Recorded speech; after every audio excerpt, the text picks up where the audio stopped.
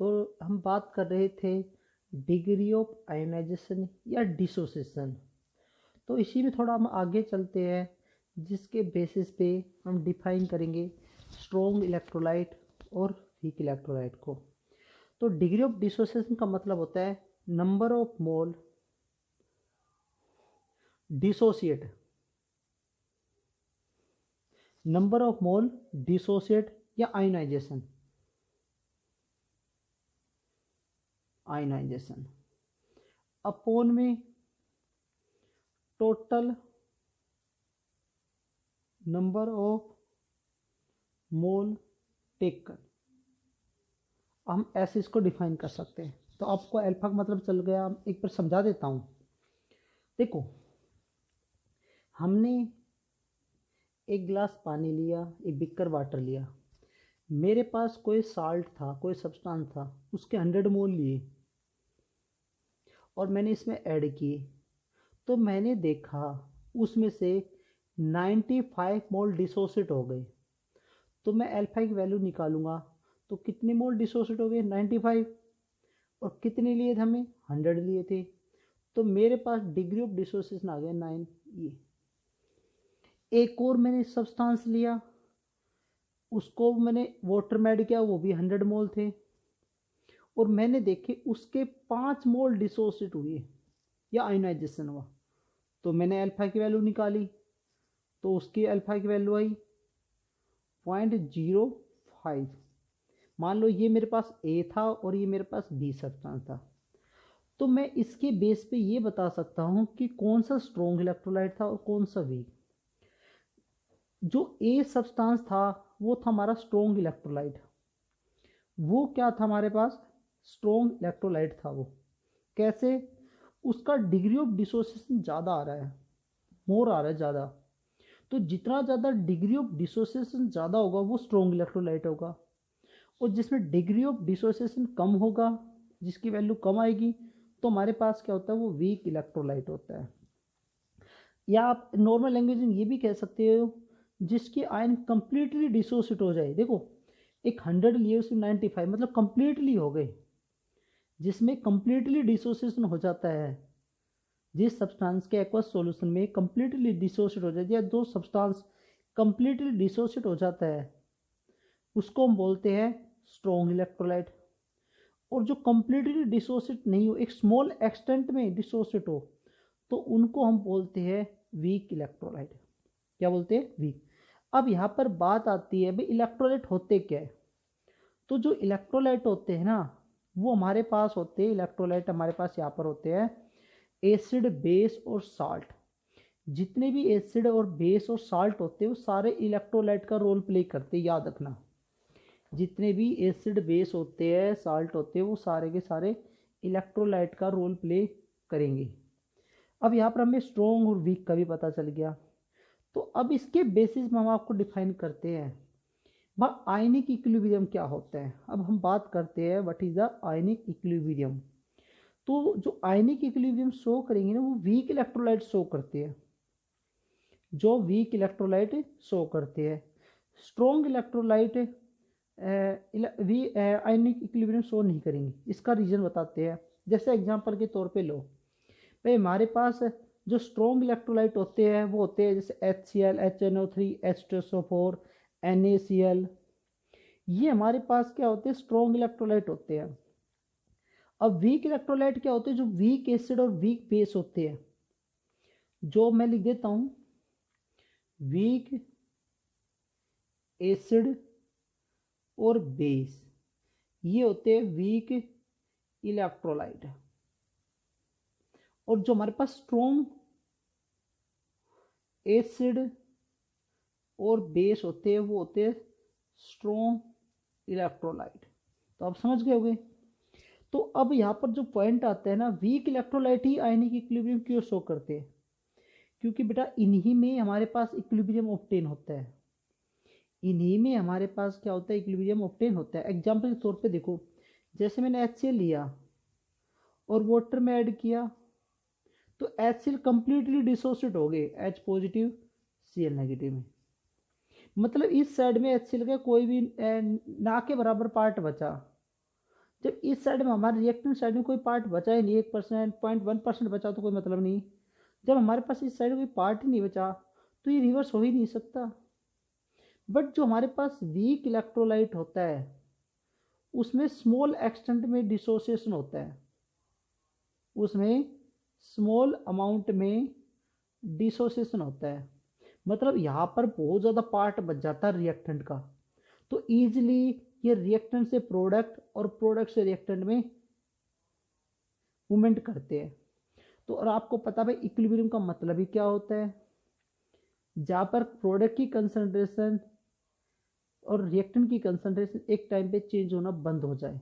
But strong में क्या होता है, कंप्लीटली डिसोसिएट हो जाता है। स्ट्रॉन्ग में क्या होता है, कंप्लीट डिसोसिएट हो जाता है। बट जो वीक इलेक्ट्रोलाइट होते हैं उसमें पार्सली या स्मॉल एक्सटेंट तक डिसोसिएट होते हैं। तो हम उसमें ये कह सकते हैं जो इक्विलिब्रियम अटेन करेगा वो डिसोसिएट आयन और अनडिसोसिएट आयन के बीच में इक्विलिब्रियम रिप्रेजेंट करेगा। और हम इसमें रिप्रेजेंट करते हैं डबल साइड एरो से। जहाँ पर स्ट्रॉन्ग इलेक्ट्रोलाइट होगा वहाँ पर रिप्रेजेंट करेंगे ओनली वन साइड एरो से। तो मैं आपको बता रहा हूँ, in case of weak electrolyte they are small extent dissociate, then equilibrium setup between ion and unionized। एक तो आयन के बीच में और एक अनआयन के बीच में। मतलब जैसे हम एक एग्जांपल के तौर पे लेते हैं, मैंने एक बिकर लिया और उसमें कोई वीक एसिड ऐड किया, जैसे एसिटिक एसिड ले लेते हैं, तो इसमें देखो मोस्टली पार्ट तो अनडिसोसिएट बच जाएगा, बट कुछ पार्ट इसमें डिसोसिएट हो जाते हैं।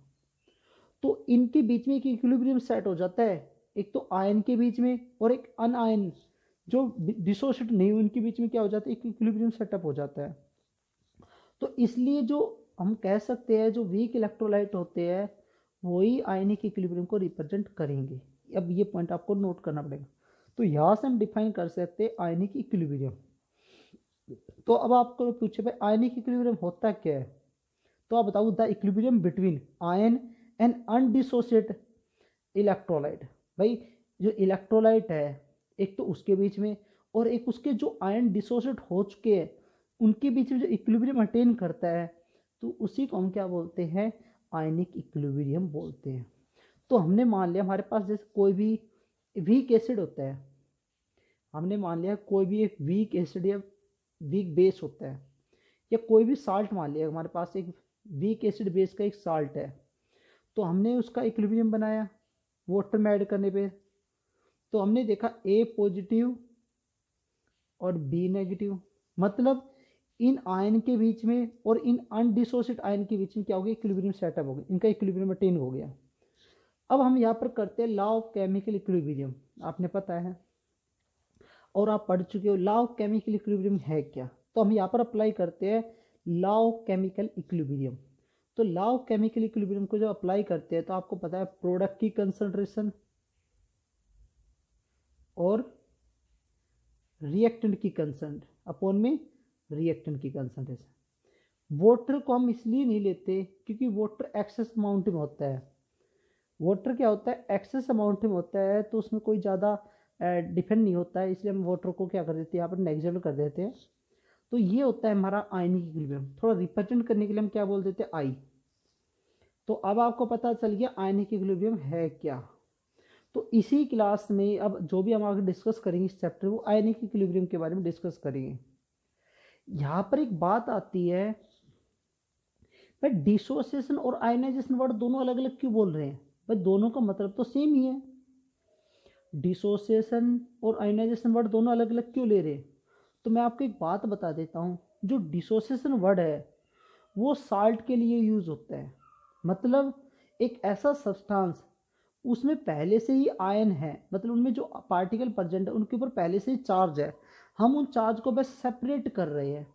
जैसे एग्जांपल के मान के चलो भाई मेरे पास एक NaCl है और आपको पता है भाई आप पढ़ चुके हो NaCl कैसे बनता है, आपको पता है NaCl कैसे बनता है, एक तो हमारे पास पॉजिटिव चार्ज होता है और एक Cl नेगेटिव चार्ज होता है।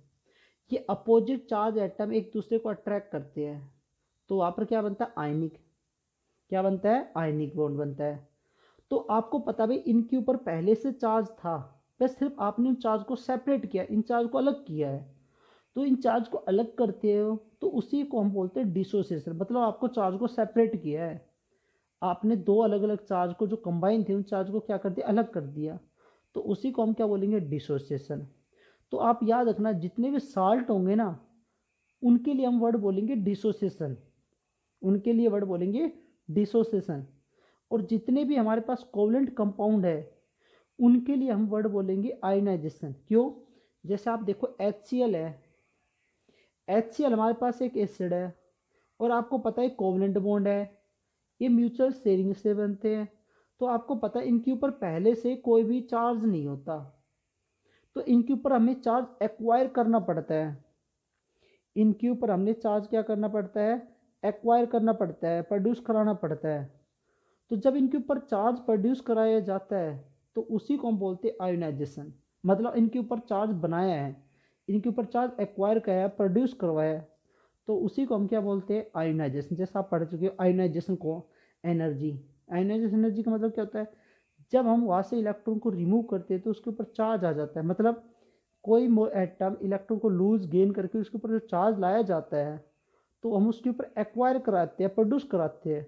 तो जब किसी के ऊपर चार्ज प्रोड्यूस कराया जाता है तो उसको हम बोलते हैं आयोनाइजेशन।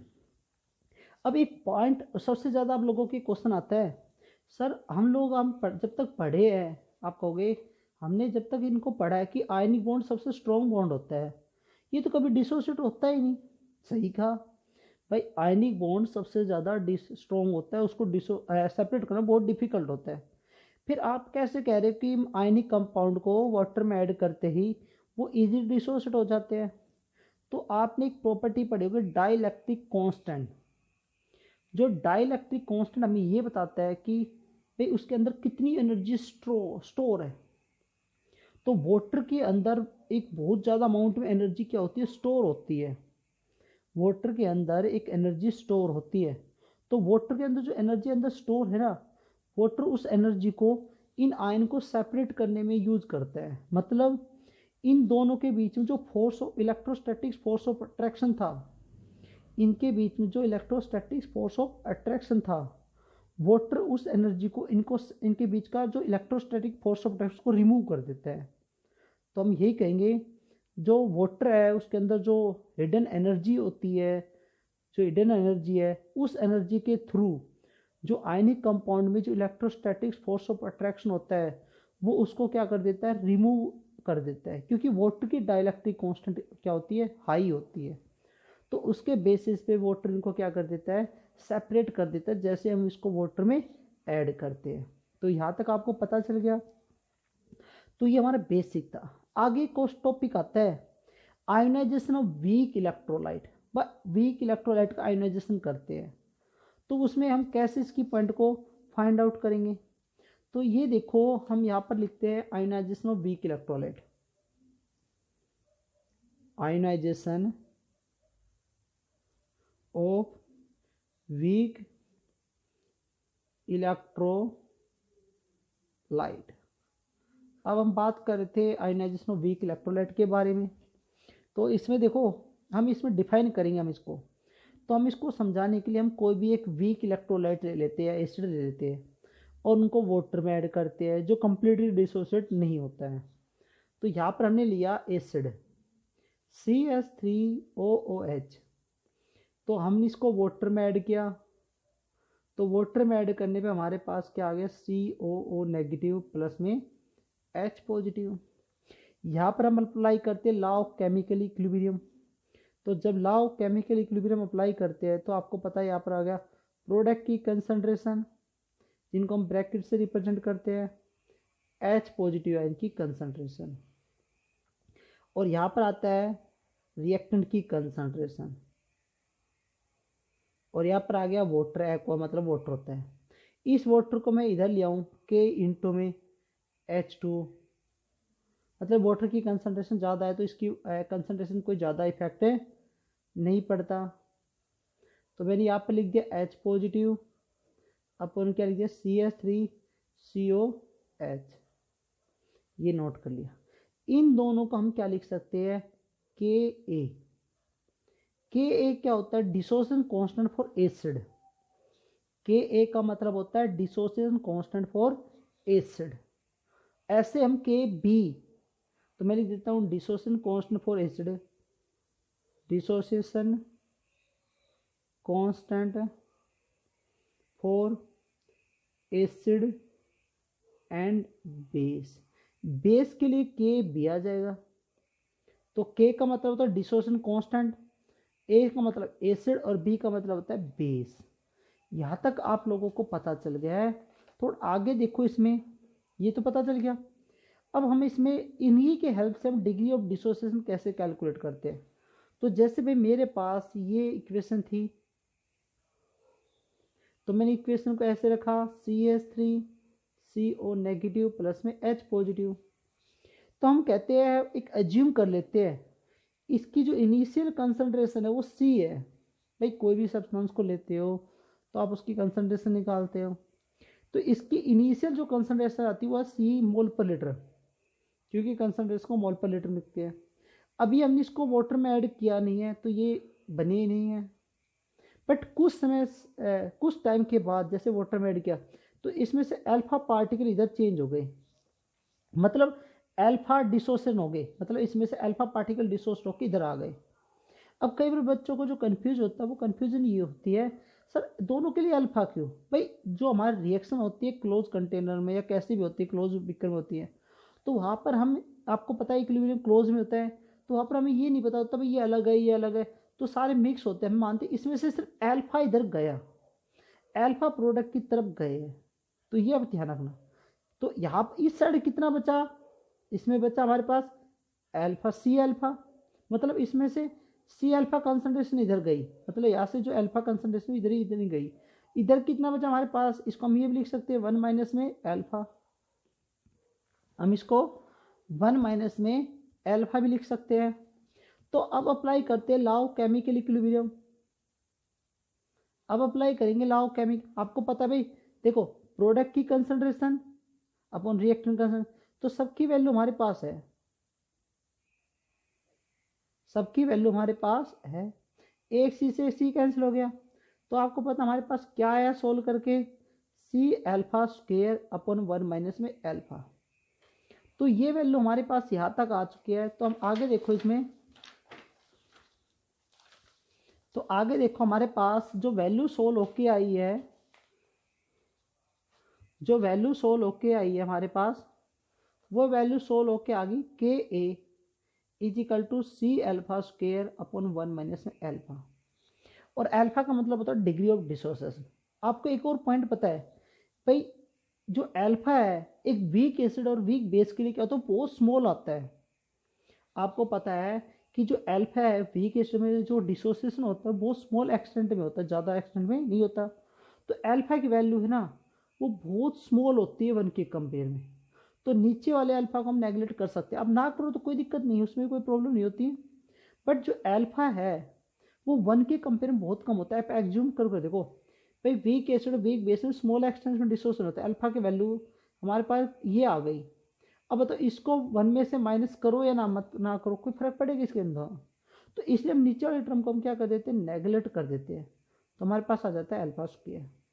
तो यहाँ से हम अल्फा की वैल्यू निकाल सकते हैं के ए अपॉन में सी, ये रख सकते हैं। और आपको पता है कंसंट्रेशन क्या होता है, एन बाई वी, और हमें पता है उसमें मोल कितना होता है, फिक्स होता है 1 वी। तो इसकी वैल्यू भी हम इसमें पुटअप कर सकते हैं के ए। तो वॉल्यूम के टर्म में भी अल्फा निकाल सकते हो, कंसंट्रेशन टर्म में भी अल्फा निकाल सकते हो। अब इसमें और इसमें कोई चेंज नहीं होता, बेस के लिए स्पेशल इतना चेंज हो जाएगा, यहाँ पर के बी लिखा जाएगा, और इसमें कोई भी चेंज नहीं आएगा। बेस के लिए और एसिड के लिए कोई भी ज़्यादा डिफरेंस इसमें नहीं आता, ये नोट रखना। तो ये था हमारा आयोनाइजेशन ऑफ वीक इलेक्ट्रोलाइट, वो बेस भी हो सकता है वो एसिड भी हो सकता है। तो यहाँ तक तो आज का हमारा जो फर्स्ट पार्ट था आयनिक इक्विलिब्रियम के लिए।